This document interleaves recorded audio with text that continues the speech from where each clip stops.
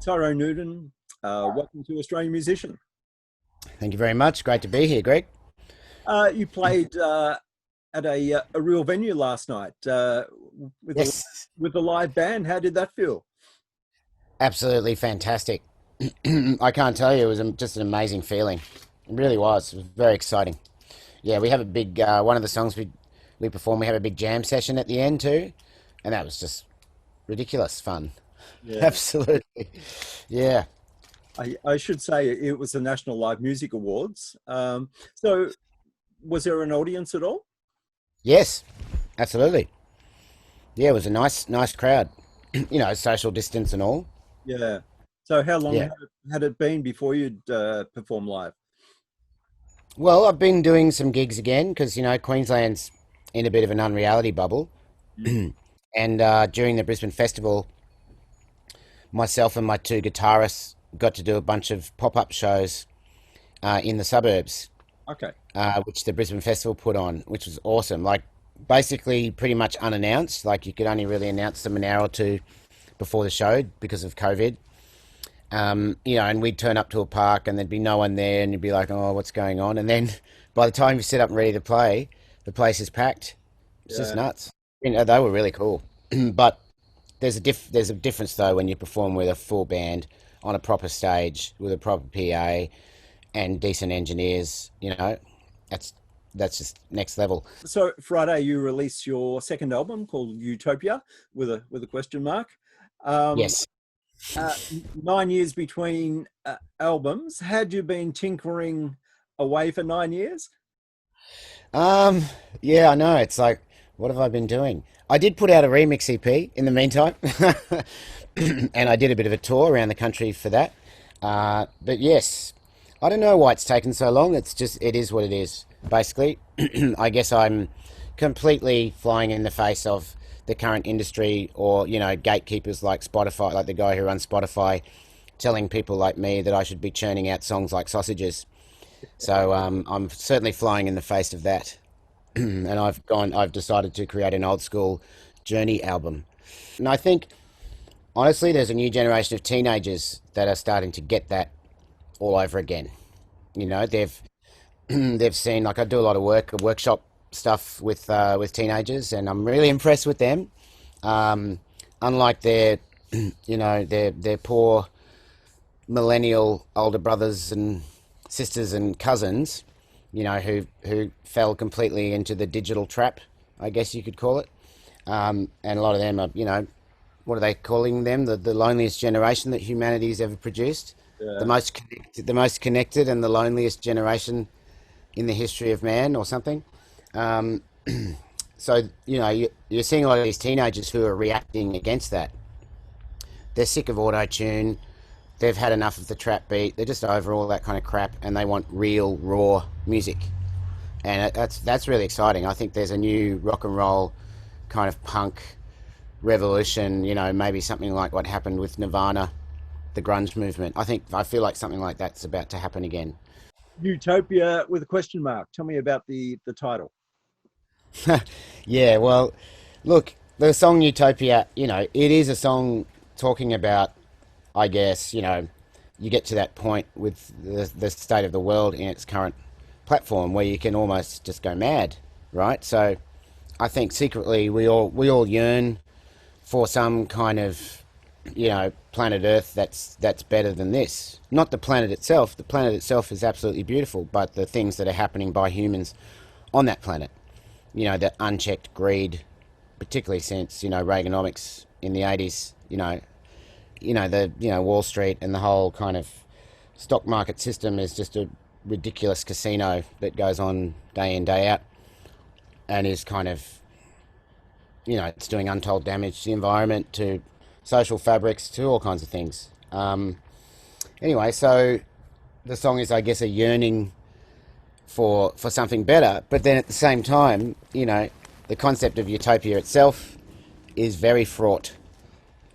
Because most societies that attempt to be utopian end up being very autocratic, or even turn into dictatorships. So it's like, that's why it's a question mark. It's like, where do we find that happy medium between, I guess, a world that does involve some form of trade and commerce, but is still ethical and is still, living within our means, or within our within a natural process that we're all a part of, yeah.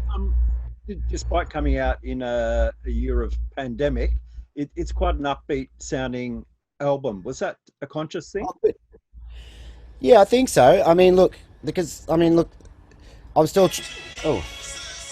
still trying to tackle quite a few, I guess, heavy subjects on the record, but you can't. There's no point really bashing people over the head, and I still wanted to. I'm still, despite everything, I'm still an optimist. At the end of the day, and I'm, particularly optimistic for the current crop of teenagers, because I think they get it. They understand that every generation before them, including you and I, have failed humanity, failed the planet, basically, by even just not doing enough, just being part of this corrupt system and not doing enough. And they've realised that the responsibility is on their shoulders, but they seem like they're up for the task. They're tough.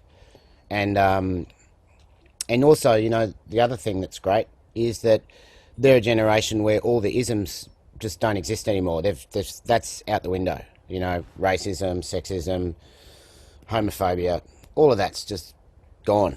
That's not part of their vocabulary, and they're just waiting for the rest of the old people to get over it, move on, which is fantastic. So, that's why I'm hopeful for the future, even though the world is turning into a crazy place. I think the current generation coming through are just, they're not going to take it, and that's it. Yeah. To quote Twisted Sister. Yes. Shout out to Clive Palmer. Yeah. Oh no. Who's uglier, Clive Palmer or the lead singer of Twisted Sister? Should we start a competition? Yeah, I think so. You've got some great collaborations on this album. Tell me about the track with Grant McLennan. Yeah, well, that's great. I mean, obviously that track is pretty old now. Like, I sat on it for a long time because Grant passed in 2007, and this track was basically finished in at least its pre-production form. Just literally a few weeks before he passed, and so I really couldn't look at the track for a long time. Just it was like dealing with a ghost, I guess. But I realised in the end that I owed it to Grant to get this song out, and so that's why it's finally come to light.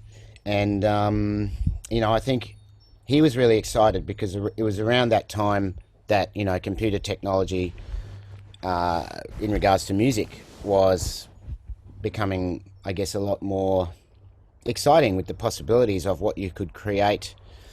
The kind of sounds and the kind of palettes that you could create that previously was only possible by, expensively booking arrangers and session musicians and, going into a room and doing that old school. And obviously that's still the best way to do it. But at least, from the initial demo conception to then starting to create the song, in the computer, we could bring in strings and we could bring in exotic instruments, and he could very quickly start to hear what he previously called, the symphony in his head.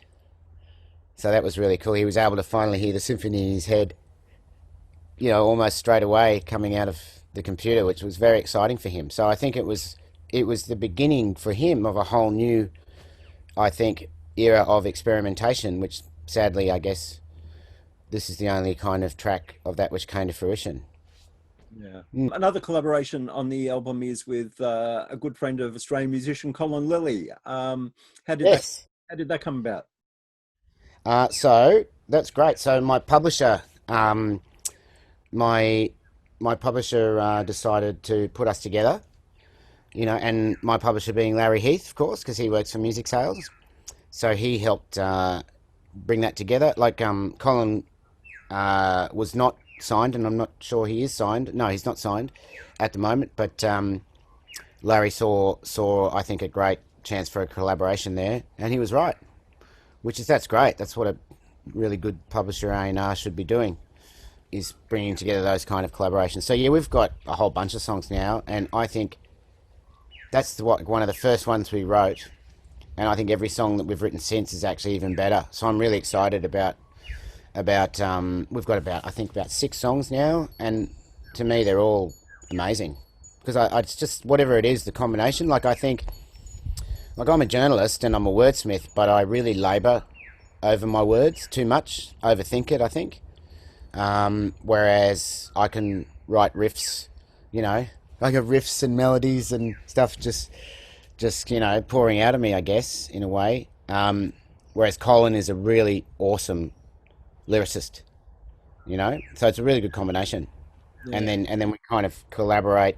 Well, we collaborate on all of it, but we're both coming from 2 very strong points, and then the melody is where we kind of meet up in the middle. Yeah, it's great. Yeah. Very good. And, we get moving on stuff really quickly too every time. There's never this kind of like, oh, what about this? What about that? It's like we just latch onto ideas, and it's like pouring. When we start writing, it's like, you get the train going, you pour a bit of coal in, and then it's like that. It's awesome. It's been like that every single time I've written with him. So, yeah. Yeah, even when we haven't had much time, like the last session, we didn't really have much time, and we didn't think, we'd convinced ourselves at the start of this, what was going to end up being quite a short session, that we weren't going to write a song, and we did anyway, which was great. So, yeah. Good man. He is. Because it was, there's a 9-year gap between albums, was it difficult to let this one go and say it's done? Yeah. Look, honestly, yeah, I guess, this record too, it's always been really difficult for me to try, I get so many ideas, and then it's difficult to let go of some of these ideas, but this time I kept going back to music that I really like, and realised that, so much of it is so minimal, just really well executed ideas and sounds. And so I tried to kind of, I think it was more of a case of feeling like I'd finished the album and then pulling half the stuff out, basically, yeah. And getting back to the more like, okay, so here's the core live recording, the bed live recording of the band.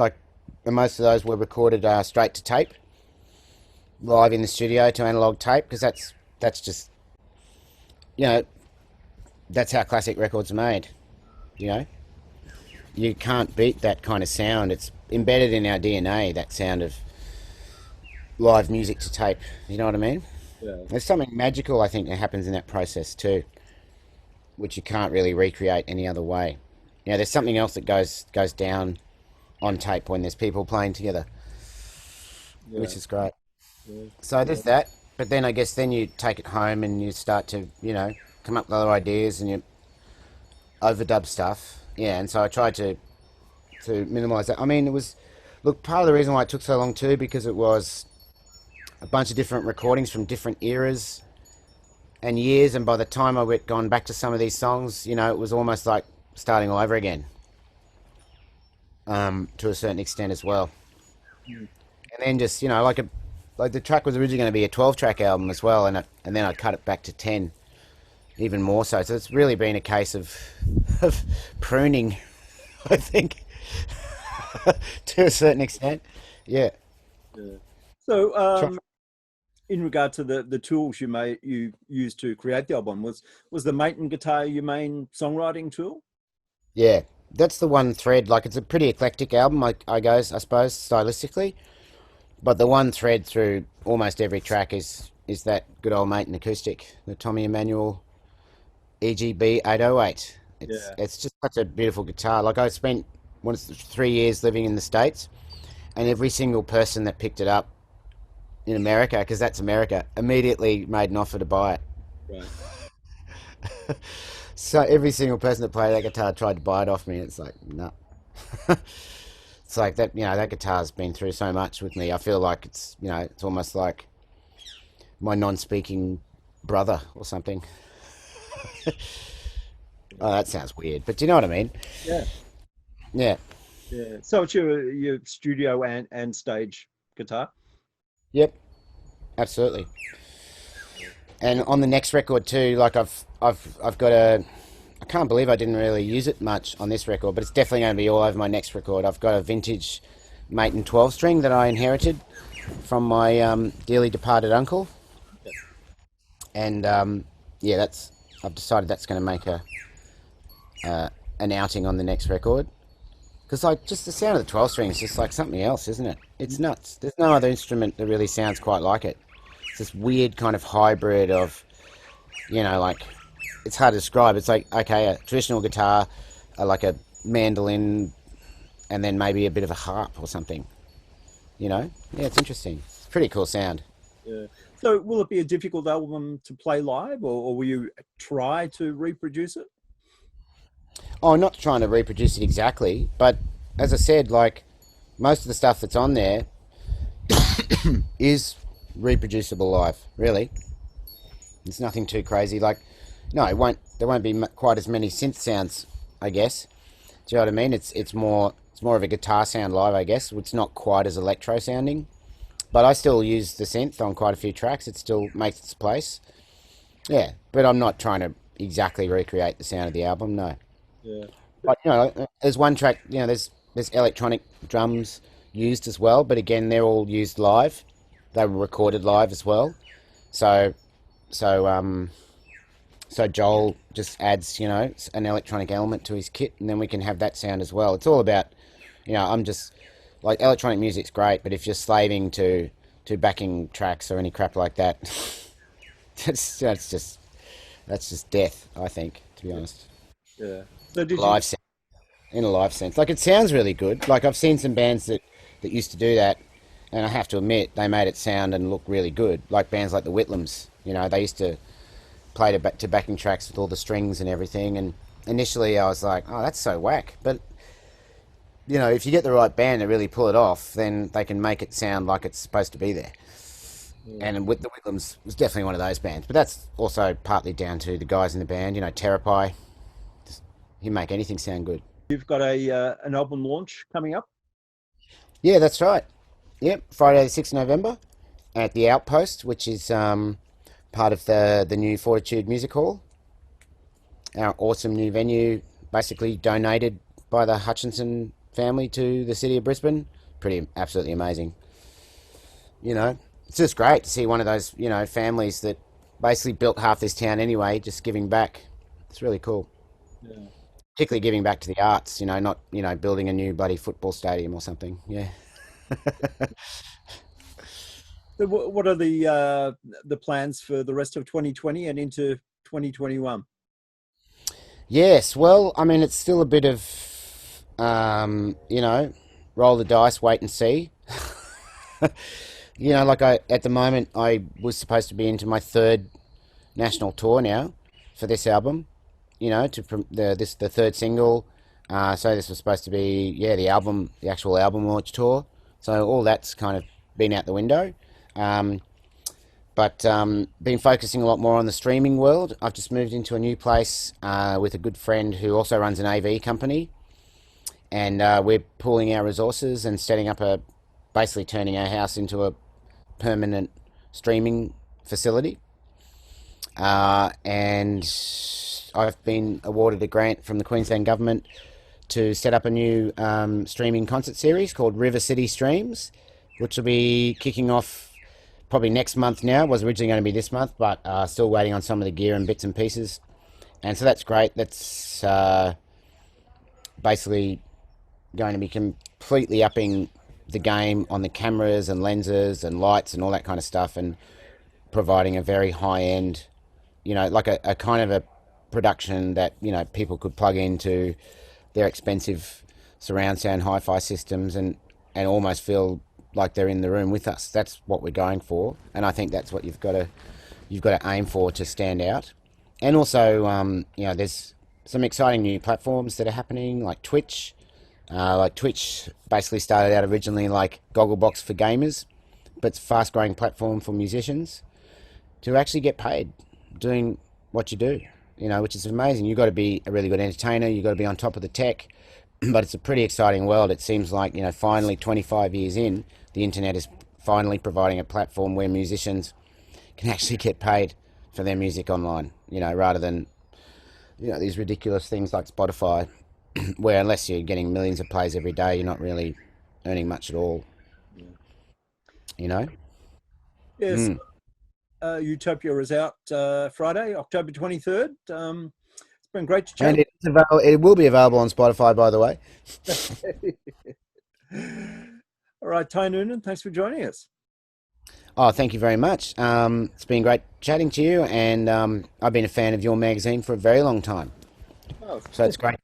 It's great to see. Would always pick one up whenever I'd be into the shop buying strings or whatever. And I've always thought that the reviews and the interviews were quite good. So, and I'm a journalist as well. So I don't give that kind of praise lightly. thanks. I really appreciate it. All right, Ty, all the best. All right, nice one, Greg. Cheers.